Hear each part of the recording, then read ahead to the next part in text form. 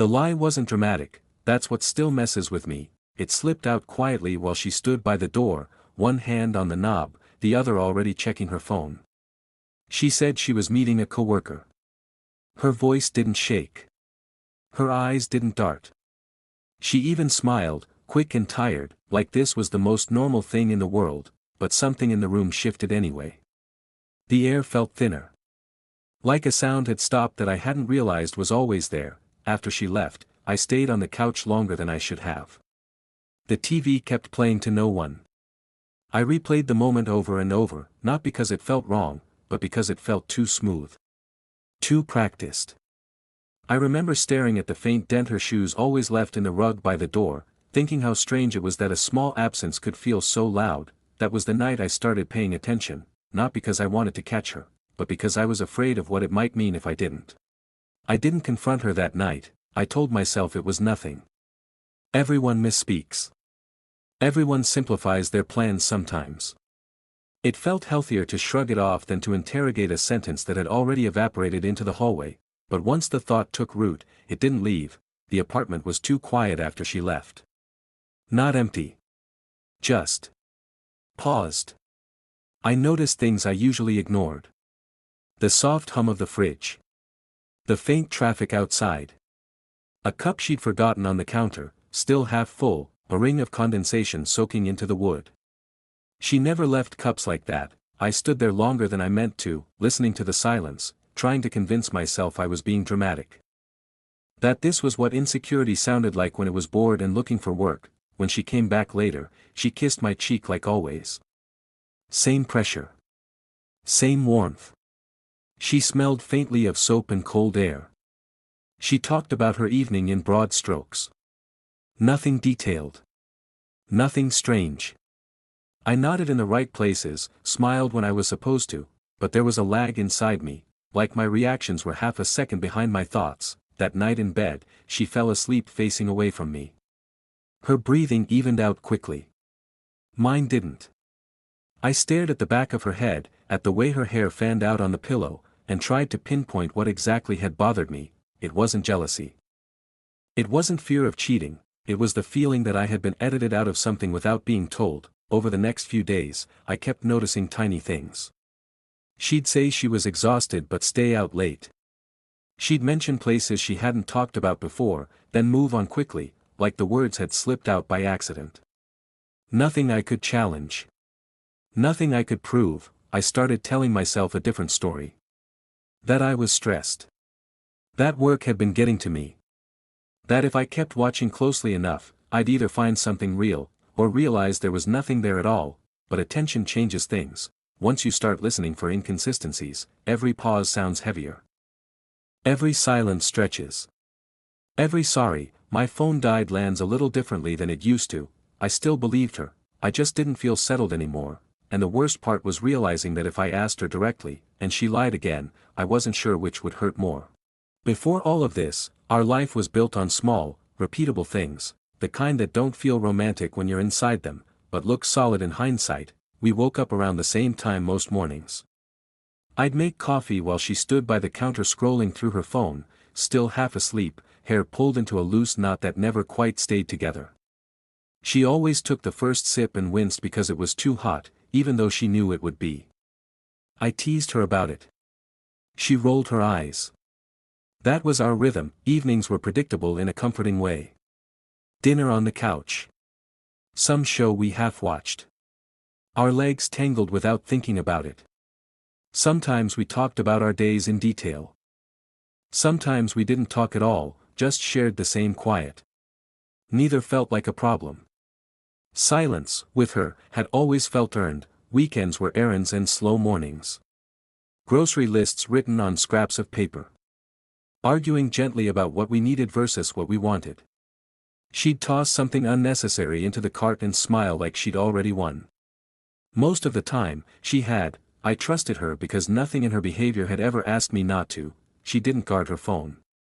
She didn't disappear for days. She didn't change suddenly. There were no dramatic red flags, no late-night arguments, no emotional distance I could point to. If anything, she seemed steady. That's what made the doubt feel so disorienting. It wasn't like the ground cracked open, it was like one tile shifted slightly out of place, and suddenly I couldn't stop noticing the floor. I thought about how we talk about the future in these casual, almost lazy ways. Not plans with dates or timelines. Just someday conversations. Someday trips. Someday changes. She'd lean her head against my shoulder when she talked like that, tracing small circles on my arm, like she was grounding herself in the idea. I never questioned whether I was part of her world, not until I started feeling like there were hours I didn't exist in. I told myself relationships evolve. People grow layers. Not every part of someone's life has to include you. That's healthy, I thought. Mature. I repeated that to myself whenever she left with vague explanations or came back distracted, but routine does something dangerous. It teaches you what normal feels like, and once you know that, you can feel when something drifts just far enough to matter. Not enough to name. Not enough to confront. Just enough to sit with you when you're alone, replaying conversations you used to forget the moment they ended. I still laughed with her. Still kissed her goodnight. Still believed we were okay. I just started listening a little harder to the spaces between her words, and I couldn't tell if I was noticing something new, or slowly teaching myself to doubt what had always been real. Trust didn't feel like a choice with her, it felt like gravity. Something constant that I stopped thinking about because it was always there. When we first got together, she wasn't trying to impress me. No big performances. No curated version of herself. She was blunt when she was tired. Quiet when she didn't have anything to say. If something bothered her, she said it, usually while staring at the floor, like she didn't want to make it bigger than it already was. That honesty hooked me early. She let me into the unpolished parts of her life. Family tensions she didn't dramatize. Old disappointments she spoke about like closed chapters, not open wounds. I remember sitting on the edge of the bed once while she talked about a past mistake. Her hands folded in her lap, voice steady but careful. She wasn't asking for forgiveness. Just understanding. I gave it to her without hesitation. We built trust through small, unremarkable moments. Borrowing each other's phones. Knowing each other's passwords but never needing them. Leaving for work without double-checking plans. Assuming the best because the worst had never shown up before. I invested in her quietly, in ways that don't feel dramatic until you realize how exposed they make you. I rearranged my routines around hers without noticing. Started coming home earlier because I liked eating together. Turned down invitations because she looked relieved when I did. Not because she asked. Because it felt natural to choose her. There was security in how predictable we were. Not boring. Just safe. I knew how she laughed when something genuinely surprised her. I knew the face she made when she was annoyed but didn't want to argue. I knew when to give her space and when to pull her closer. That kind of familiarity makes doubt feel almost insulting, like you're betraying something fragile just by questioning it. So when the unease crept in, I turned it inward. I wondered if I was projecting. If my own insecurities were inventing gaps that weren't really there. I reminded myself how patient she'd been with me in the past. How she'd never once made me feel foolish for needing reassurance. I didn't want to become someone who policed another person's life. I didn't want to be the reason something healthy turned tense. That's the part people don't talk about. Trust isn't just belief in someone else, it's belief in the version of yourself you are with them, and I was scared that if I pulled on this thread, even gently, I might unravel more than just her story. So I stayed quiet. I smiled. I told myself security doesn't make noise, and if something felt off, it was. Probably just me listening too closely to a silence that didn't mean anything at all. At least, that's what I needed to believe. The gaps didn't show up all at once. They drifted in slowly, like static you only notice when the song stops. It started with timing. She'd say she'd be home around 8 and walk in closer to 10. Not late enough to argue about. Not early enough to question. When I asked how her night went, she'd answer quickly, then ask me something before I could follow up. It felt less like avoidance and more like momentum. Like she didn't want to slow down. I told myself that was normal. Life gets busy. Plans change. Then there were the details that didn't quite line up. She mentioned meeting the same coworker multiple times but never used a name. Not once. I realized that because I kept waiting for it. The way you wait for a word you expect to hear. When it never came, it stuck out more than it should have. One night, I asked casually what they talked about. She paused, just for a breath. Long enough to register. Then she laughed softly and said, "Work stuff. You know how it is." Her fingers traced the edge of the table while she spoke, not looking at me. I nodded, even though I didn't know how it was. The pauses were new, not long. Not obvious, just enough to make me notice the shape of them. She also started guarding her schedule in a way she never had before. Not secretive. Just selective. She'd mention plans after they happened, not before. Or she'd say she was out without saying where. When I asked, she answered easily, but without texture. No small complaints. No offhand observations. Just conclusions. I started tracking things in my head without meaning to. Dates. Times. Phrases. Not to accuse her. Just to reassure myself I wasn't imagining it.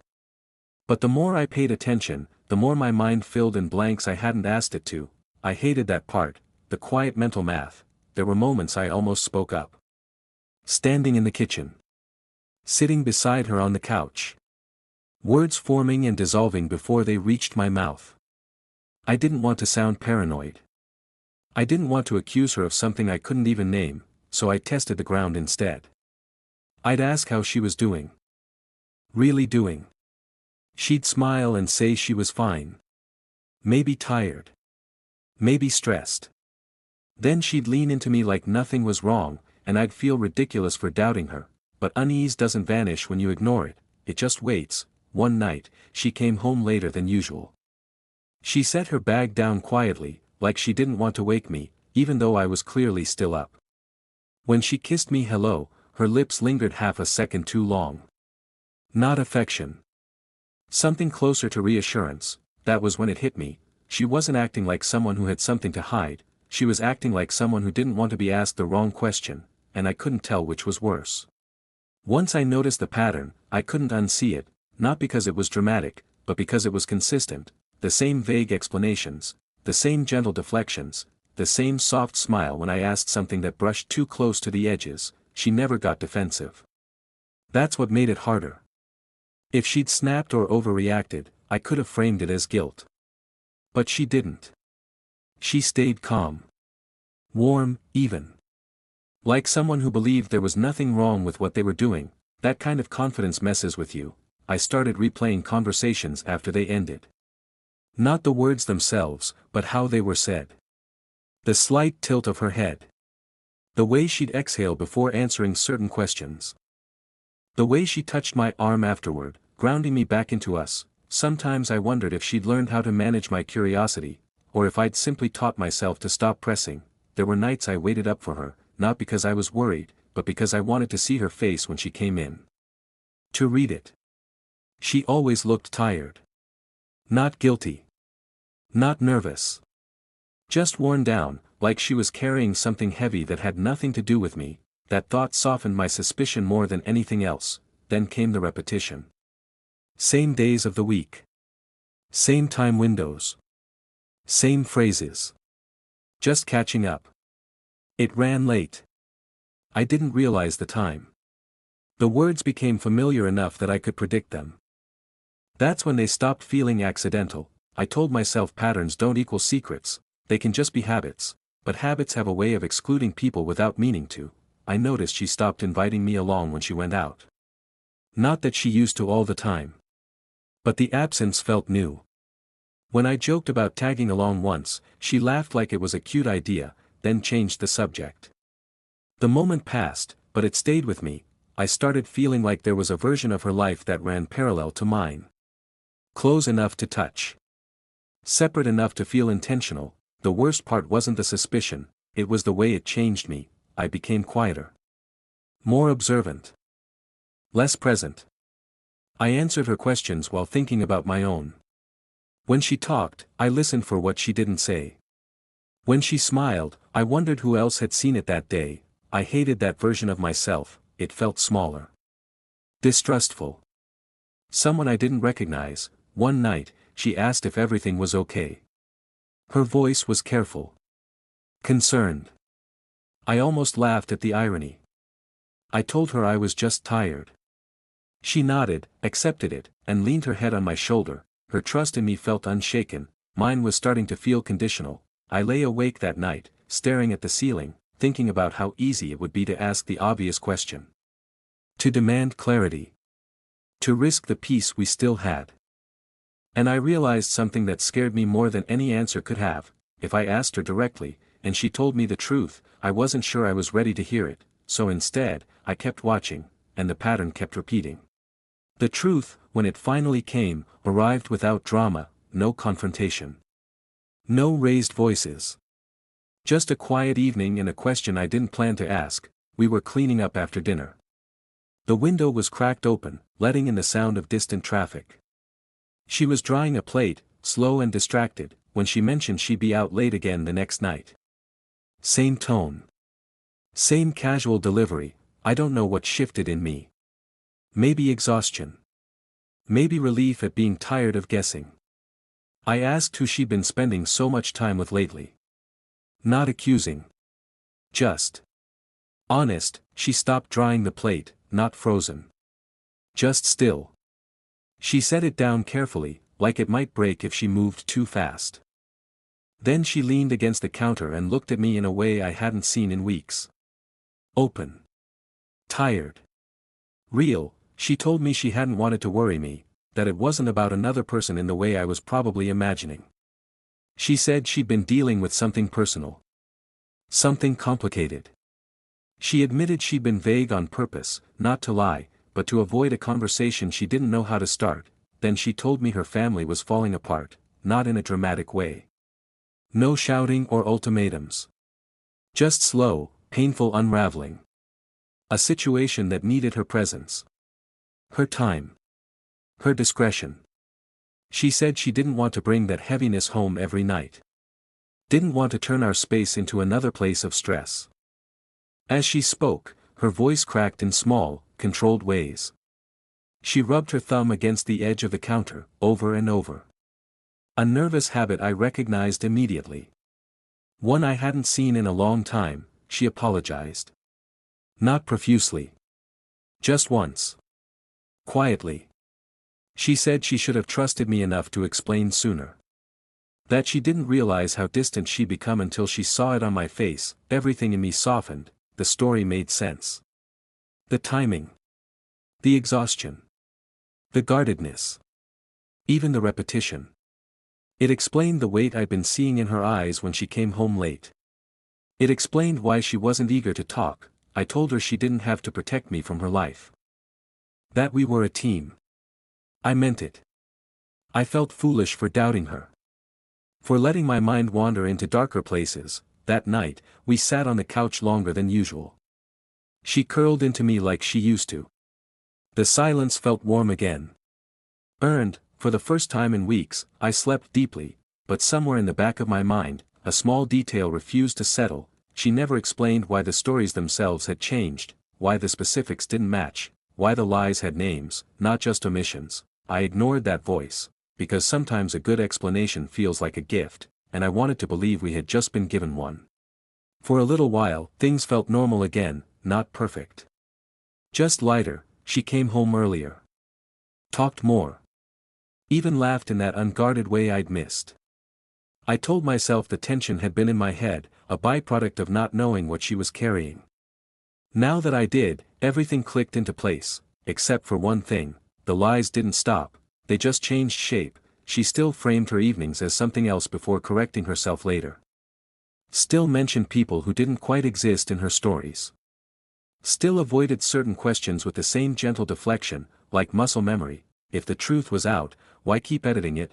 One night, she said she'd been with family. The next day, she mentioned a detail that didn't line up with where she'd claimed to be. Nothing dramatic. Just a location that couldn't overlap. I noticed it because I wasn't looking for it anymore. That's what made it unsettling. I started paying attention again, reluctantly. Like touching a bruise you hoped had healed. I didn't want to reopen this. I wanted to trust the explanation we'd landed on. But the inconsistencies weren't fading. They were just quieter. I asked myself if this was what compromise looked like.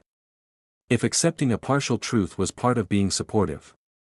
She was clearly going through something real. I could see it in the way she held herself. In the way she sighed when she thought I wasn't listening. But the feeling that I was still being kept at arm's length didn't go away. One afternoon, I noticed something small. Her phone buzzed while it was charging on the counter. I didn't look at the screen. I didn't need to. She glanced at it from across the room and stiffened. Just slightly. Then she walked over and turned it face down. She'd never done that before. I felt a familiar tightness in my chest. Not anger. Not fear. Something closer to disappointment. Like I'd accepted an answer that solved the wrong problem. That night, she fell asleep before me again. I lay there listening to her breathing, steady and calm, while my mind kept circling the same thought: if this was about protecting me. Why did it feel like she was protecting something else too? I didn't want to snoop. I didn't want to accuse. I didn't want to unravel what we just patched together. But trust, once cracked, doesn't shatter loudly. It thins. It stretches. It becomes something you're afraid to put weight on. The next day, an opportunity presented itself. Unplanned. Unwanted. She left her phone on the table when she went to shower. I sat there for a long time, staring at it. Listening to the water run. Watching the screen stay dark. I told myself that whatever I did next would change something, and I wasn't sure I was ready for that. I didn't pick up her phone right away. I just sat there, hands folded, listening to the shower hiss behind the bathroom door. The sound was steady, almost comforting. It felt wrong that something so ordinary could sit next to such a heavy decision. When I finally reached for it, my fingers hesitated like they didn't recognize the object anymore. I wasn't looking for proof of cheating. I wasn't even sure what I was looking for. The screen lit up with notifications. Nothing explicit. No names that jumped out. Just fragments. Missed calls. Messages that started mid-conversation, like I'd walked into a room after something important had already been said. I didn't open everything. I couldn't. It felt invasive in a way I hadn't expected. Instead, I noticed patterns. Times. Frequencies. A single contact that showed up again and again, always around the same hours she'd been out. No photos. No hearts. No obvious intimacy, just urgency, messages that said things like, "Did you make it? Let me know when you're there. I'm worried." That word stuck with me, worried. This didn't feel like an affair. It didn't feel romantic at all. There was no flirting. No emotional closeness I could recognize. If anything, it felt heavy. Like responsibility. I heard the shower shut off and locked the phone almost too quickly. My pulse was loud in my ears. I stood up and paced the living room, trying to organize what I'd seen into something that made sense. When she came out, towel around her shoulders, hair dripping onto the floor, she looked relaxed. Open. The version of her I trusted. I almost told her right then. Almost admitted what I'd done and asked her to explain, but something stopped me. The messages didn't match the story she'd given me, but they also didn't match the story I'd feared. That confused me more than anything. Over the next few days, I stopped asking questions altogether. I stopped hinting. Stopped watching her face for reactions. I let her tell her stories uninterrupted. And in that silence, more things surfaced on their own. She started checking in more often when she was out. Not to reassure me. To report progress. She'd text short updates. Arrival times. Delays. Completions. Like someone following a schedule that wasn't hers. Once, I heard her on the phone in the other room. Her voice was low. Controlled. She said my name casually, like an anchor. Then she said, "I can't talk about that right now," with a firmness that didn't invite argument. I realized then that whatever this was, it existed outside our relationship, but it was shaping it anyway, and the lie wasn't about where she was going, it was about why she couldn't let me follow. Knowing something is there without fully seeing it changes how you carry yourself. I felt it in my shoulders. In the way my jaw stayed tight even when I was smiling. I didn't confront her right away. Not because I was afraid of her reaction, but because I wasn't sure what I was accusing her of anymore. The story in my head kept collapsing under its own weight. She wasn't sneaking around for pleasure. She wasn't chasing something new. If anything, she looked more tired than guilty. That didn't make it easier, it made it heavier. I started noticing how carefully she managed her energy. How she'd come home and sit for a minute before taking her shoes off, like she needed to recalibrate. How she'd shower longer on the nights she was out late, standing under the water until the mirror fogged completely. How she sometimes flinched at her phone, then steadied herself before answering. This wasn't secrecy born from desire, it was secrecy born from obligation. The realization filled me with a quiet kind of guilt. I'd been measuring her actions against the wrong fears.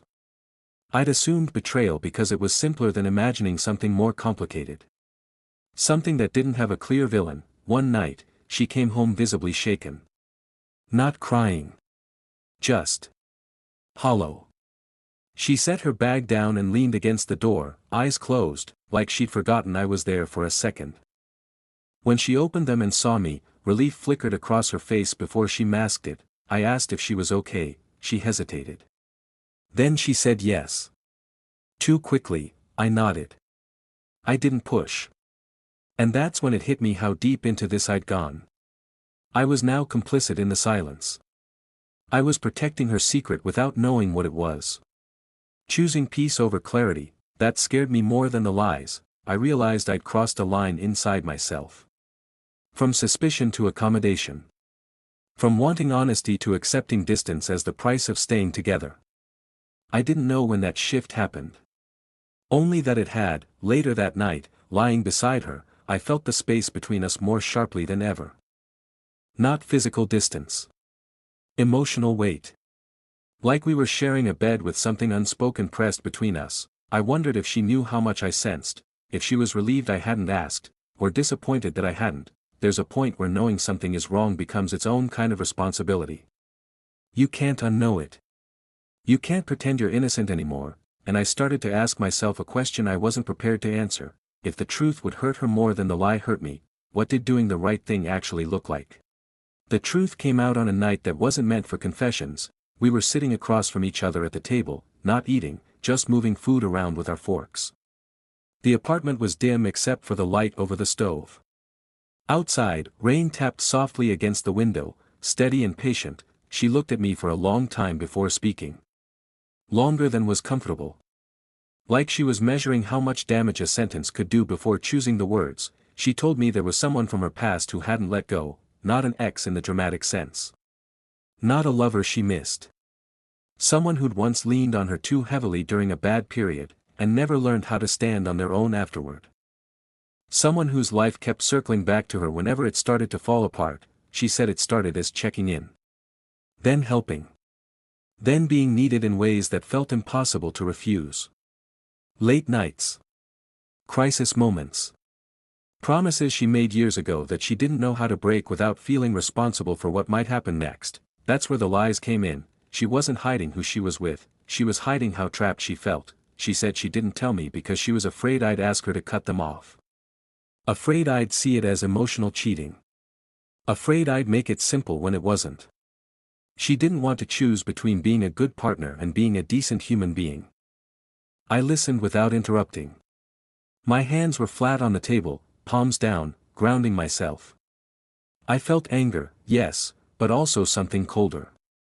Understanding, because suddenly every inconsistency made sense, every tired look, every half-truth shaped to keep me from worrying.